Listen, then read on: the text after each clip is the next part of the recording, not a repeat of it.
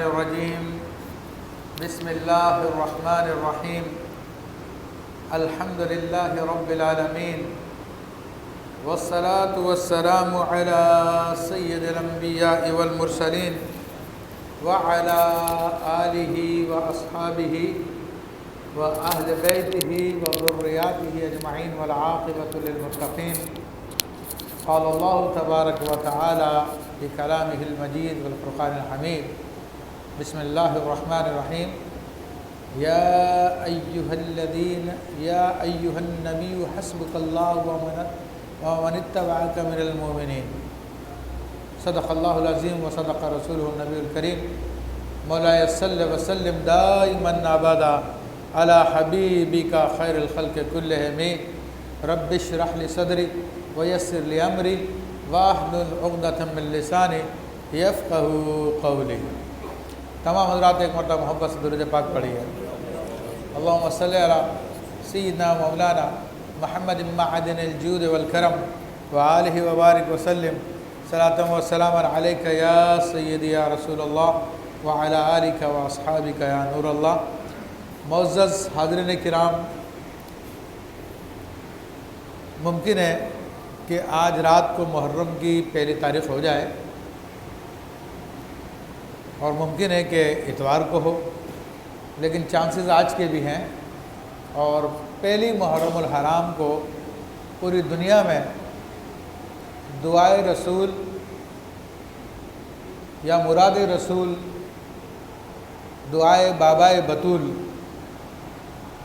ابو حفص امیر المومنین سیدنا عمر بن الخطاب رضی اللہ تعالیٰ عنہ کا دن شہادت کے طور پہ منایا جاتا ہے۔ تو آج بھی جمعہ مبارک ہے اور انہی ایام میں آپ کی شہادت، آپ کو زخمی کیا گیا اور پھر آپ کی شہادت جو ہے اس کے بعد ہوئی اور فرسٹ محرم کو جو آپ کو تدفین کی گئی۔ تو اس حوالے سے آج میں سیدنا عمر بن خطاب رضی اللہ تعالیٰ عنہ کے حوالے سے کچھ اظہار عقیدت کرنا چاہوں گا کہ آپ رضی اللہ تعالیٰ عنہ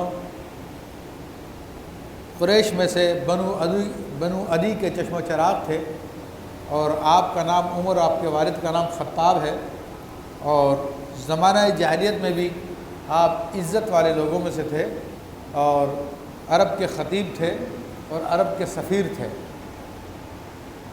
اور آپ رضی اللہ تعالیٰ عنہ نے اس وقت اسلام قبول کیا جب مسلمانوں کی تعداد 39 تھی۔ آپ کے اسلام قبول کرنے سے مسلمانوں کا عدد 40 ہو گیا، اور اللہ تبارک و تعالیٰ نے پھر یہ آیت طیبہ بھی نازل فرمائی کہ اے نبی، آپ کے لیے اللہ کافی ہے، اور مومنین میں سے جو آپ کی اتباع کرنے والے ہیں وہ کافی ہے۔ آپ کے اسلام لانے سے اسلام کو عروج ملا، اسلام کو شوکت ملی۔ آپ کے اسلام لانے سے پہلے اسلام کی تبلیغ رازداری میں کی جاتی تھی، لیکن جس دن سیدنا عمر بن خطاب رضی اللہ تعالیٰ عنہ مسلمان ہوئے تو مسلمانوں نے اس زور سے نعرہ تکبیر بلند کیا کہ مکہ کی تمام پہاڑیاں اس نعرہ تکبیر سے گونج اٹھی، اور آپ نے عرض کی کہ یا رسول اللہ صلی اللہ علیہ وسلم، اب ہم کھل کر جو ہے حرم شریف میں جائیں گے۔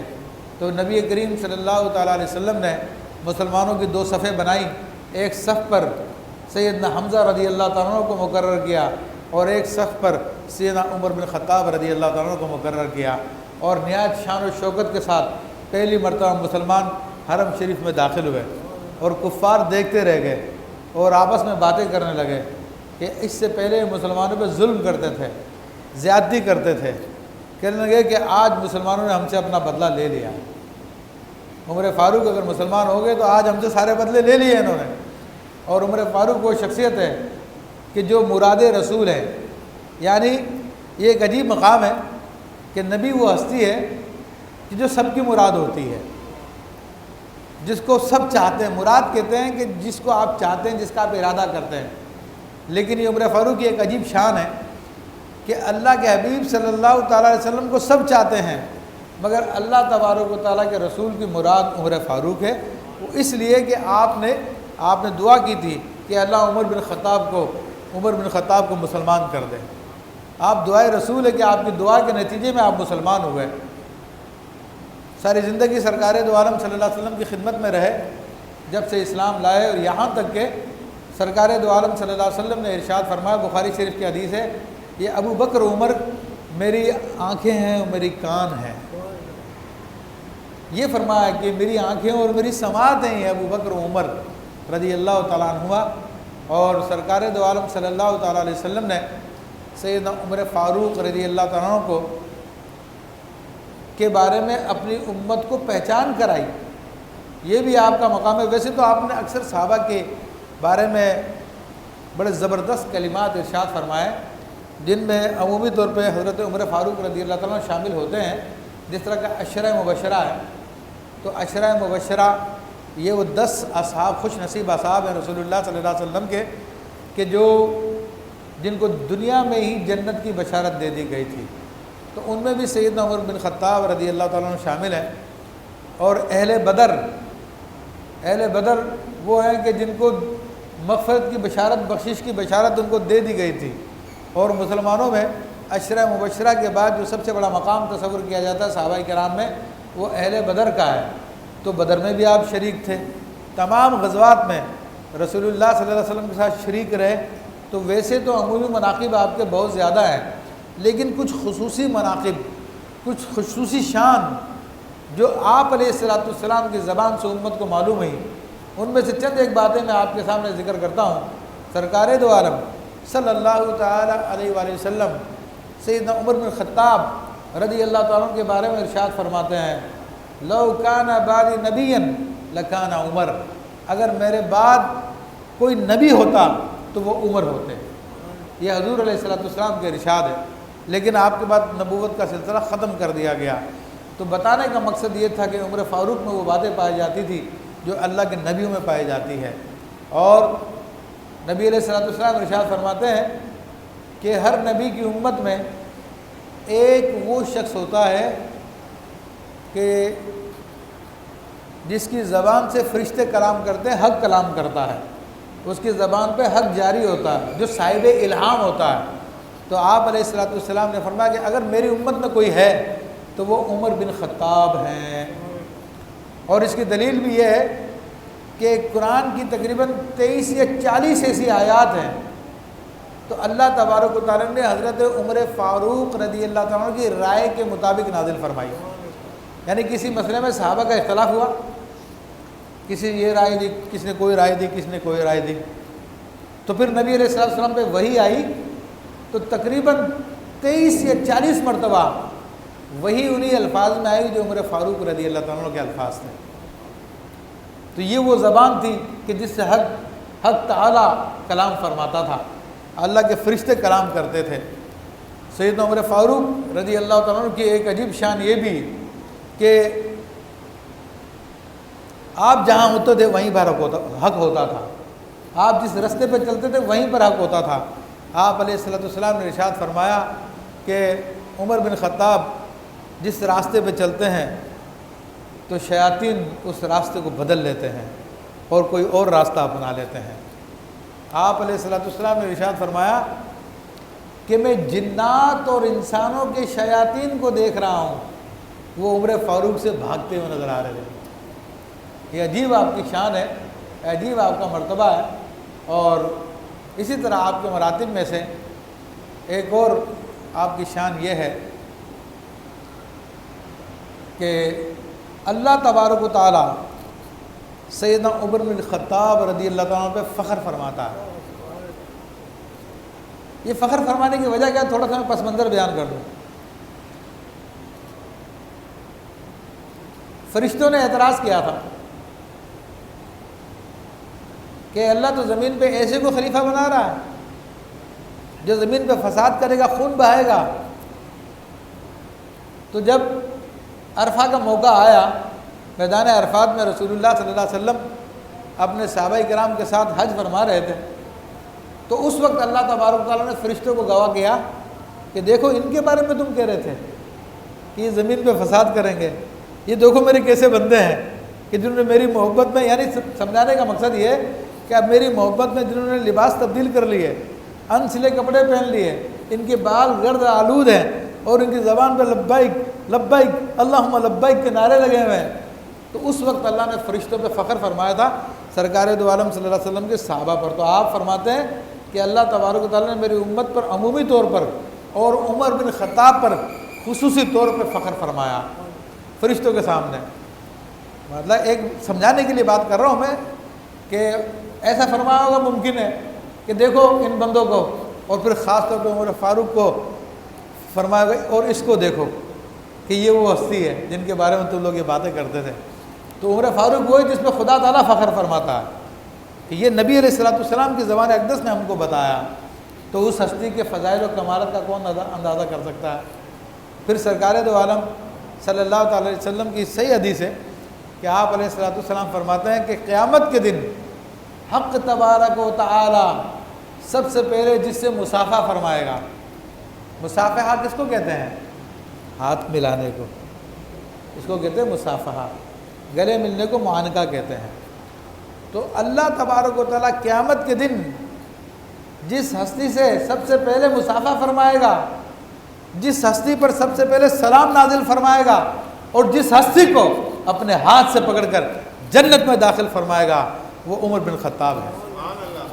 یہ اندازہ کریں ان کی شان کا، ان کے مرتبے کا، کہ کیا مرتبہ کیا شان ہے ان کی، کہ ان کا رب جس نے تخلیق کیا وہ خود فخر فرماتا ہے ان کے اوپر، اور مصافحے کا شرف ان کو ملے گا۔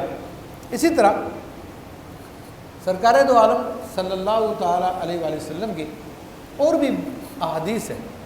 ایک مرتبہ ام المومنین عائشہ صدیقہ رضی اللہ تعالیٰ عنہا رسول اللہ صلی اللہ علیہ وسلم کی خدمت اقدس میں تھی۔ رات میں آسمان پہ ستارے چمک رہے تھے۔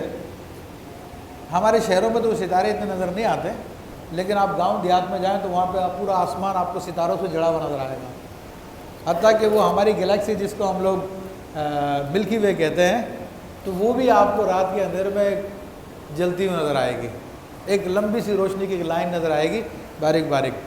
عام طور پہ دیکھنے میں بادل سی نظر آتی ہے، لیکن بادل نہیں تو گلیکسی ہوتی ہے۔ تو تھر میں ہم نے اس کا مشاہدہ کیا، تو سیدہ عائشہ صدیقہ رضی اللہ تعالیٰ عنہ عرض کرتی ہیں کہ یا رسول اللہ صلی اللہ علیہ وسلم، کیا کوئی ایسا شخص ہے کہ جس کی نیکیاں آسمان کے ستاروں کے برابر ہو؟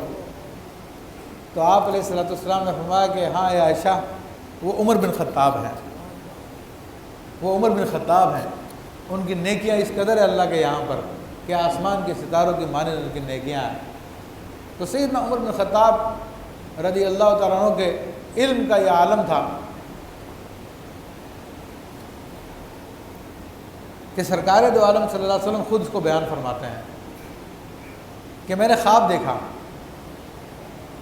اچھا، حضور علیہ السلام کی ایک عادت طیبہ تھی کہ فجر کے بعد آپ مصلی پہ تشریف فرما ہو جایا کرتے تھے، اور کوئی خواب دیکھتے تھے تو آپ اپنے صحابہ کو بتایا کرتے تھے، یا کسی صحابی نے کوئی خواب دیکھا ہوتا تھا تو وہ اپنا خواب عرض کرتا تھا، پھر آپ اس کی تعبیر بتاتے تھے۔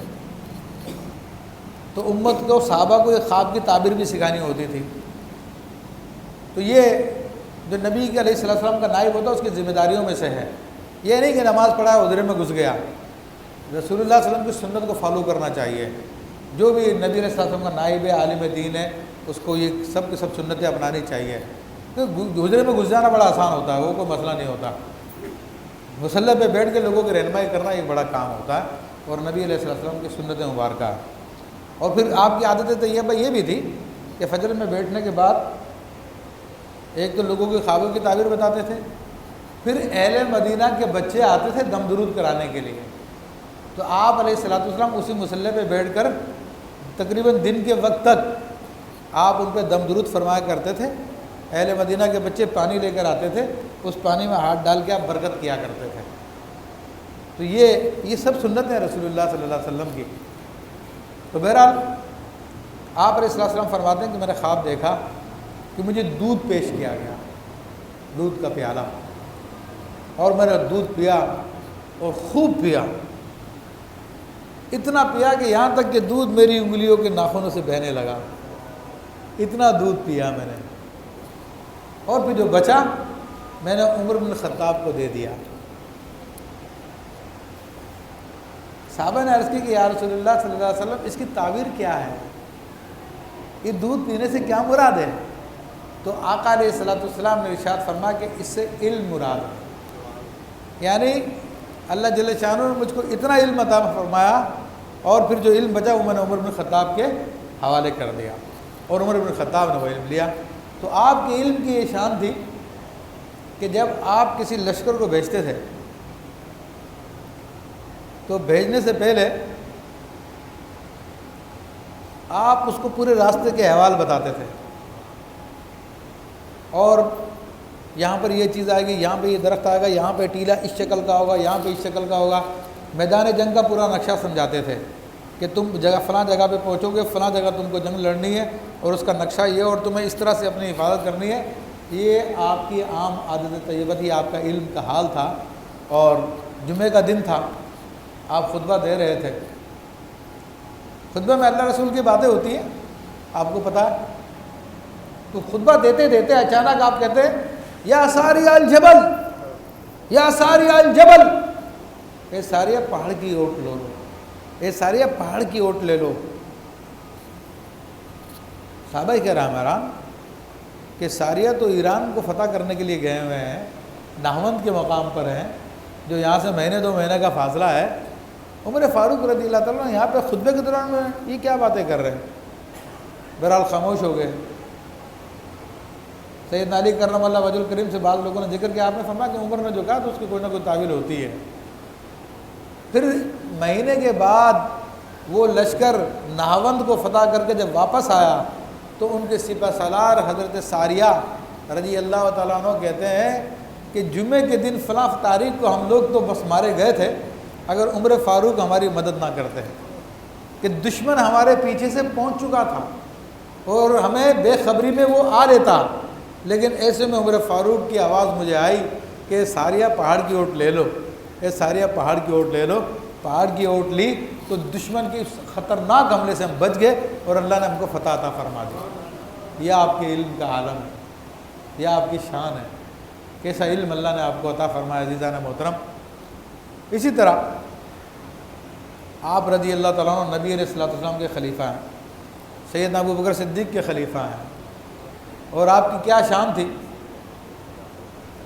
آپ کی شان یہ تھی کہ ہر چیز پہ آپ کا حکم چلتا تھا۔ ایک مرتبہ مدینہ منورہ میں قحط، وہ زلزلہ آ گیا، حضرت عمر فاروق رضی اللہ تعالیٰ کے ہاتھ میں کوڑا ہوا کرتا تھا، کوڑا لے کے زمین کو مارا، ٹھہر جا، کیا عمر تجھ پہ انصاف نہیں کرتا؟ زلزلہ رک گیا، زلزلہ ٹھہر گیا۔ یہ آپ کی حکومت تھی۔ اور دریائے نیل اس کا ایک عام عادت بنی ہوئی تھی کہ ہر سال وہ خشک ہو جاتا تھا، اور اس وقت چلتا تھا جب کسی جوان لڑکی کو دلہن بنا کے زیوروں سے سجا کے اس میں ڈالا کرتے تھے، اس کی بھینٹ دیا کرتے تھے، تو پھر وہ دریا چلا کرتا تھا۔ سمجھ رہے ہیں بات؟ تو یہ کافروں کے طریقے ہیں۔ اچھا، آج ہمارے یہاں پہ بھی کچھ ایسا ہی رائج ہے بعض چیزوں میں، جیسے نیا مکان بنانا ہوتا ہے تو کہتے بکرا لا کے اس کی بنیادوں میں ذبح کرو۔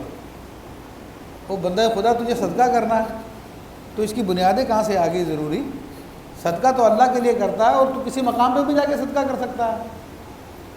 تو یہ ہندوؤں سے ہمارے پاس یہ رسم چلی آ رہی ہے کہ جناب یہاں کے جو جنات وغیرہ ہیں ان کو خون کی بھینٹ دے دو اور تو پھر وہ تنگ نہیں کریں گے، اور ہم اپنے بڑے بوڑھوں سے سنتے ہوئے آ رہے ہیں، کرتے ہوئے آ رہے ہیں۔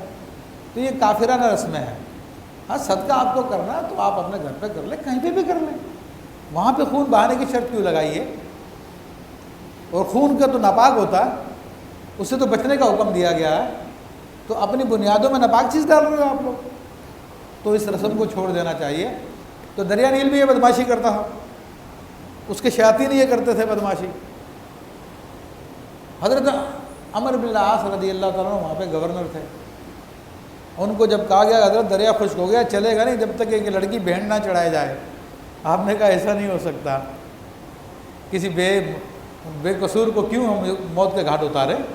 آپ نے عمر فاروق رضی اللہ تعالیٰ عنہ کو خط بھیجا، تو حضرت عمر فاروق رضی اللہ تعالیٰ عنہ وہاں سے دریائے نیل کے نام خط لکھا اور کہا کہ بسم اللہ الرحمن الرحیم من امیر المومنین عمر بن الخطاب رضی اللہ تعالیٰ عنہ، کہ امیر المومنین عمر بن الخطاب کی طرف سے یہ تمہیں پیغام ہے، اے دریائے نیل، اگر تو اپنی مرضی سے چلتا تھا نہ چل، اور اگر تو اللہ کے حکم سے چلتا ہے تو امیر المومنین عمر بن الخطاب تجھ کو حکم دیتے ہیں تو چل پڑ۔ بس آپ نے کہا یہ میرا خط جا کے دریا میں ڈال کے آ جانا۔ اب دیکھو عمر کی حکومت کہاں کہاں چلتی ہے۔